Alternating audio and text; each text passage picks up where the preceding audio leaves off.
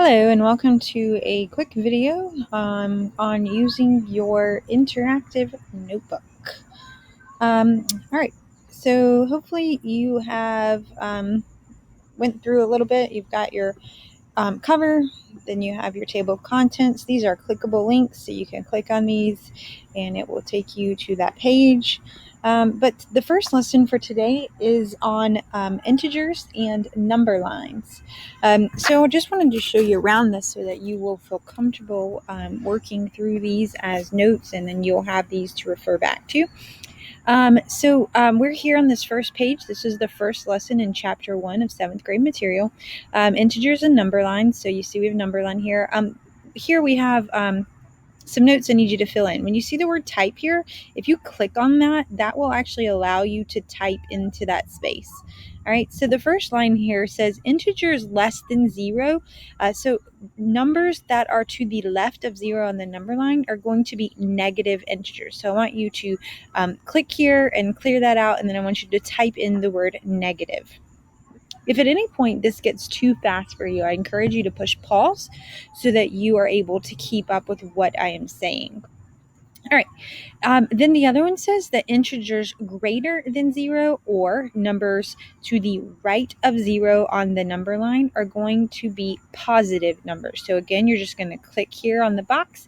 You should be able to erase that, and then you should be able to type in the word positive there. Okay. Let me go ahead and click that back so it's ready to go when I share this.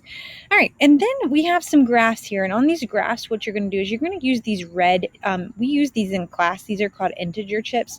Usually in class I have some red ones and some black ones, but here what you're going to do is you're going to take those and you're going to drag those to the place it's asking you to identify on the number line. So it says locate and circle -9. So you're just going to simply drag this over to where you see the -9 on the number line, and you'll drop it there. I did not do a great job, but you should be able to click that and move that around. All right, and so then you're just going to work through this, and you're going to just take these integer chips and put these here. This seems super simple, but lesson 1 is simply identifying that you know how to read a number line. That's actually pretty important for some of the lessons we have after this. All right, I'm going to go on to page 2 now. You'll see this is pretty similar. It's again using the chips here to place these on here. There are some questions. Again, anywhere it says type here, you're going to just click and you're going to type there. All right.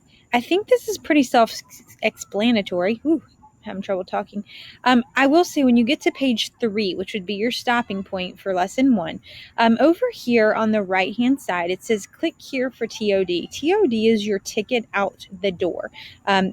There's 2 places to link that. There's one down here, and then there's one on the side. If you click on that and you click Forms here, what it's going to do is going to take you to Google Forms, which is just going to be a quick way for you to show me that you have an understanding of this lesson.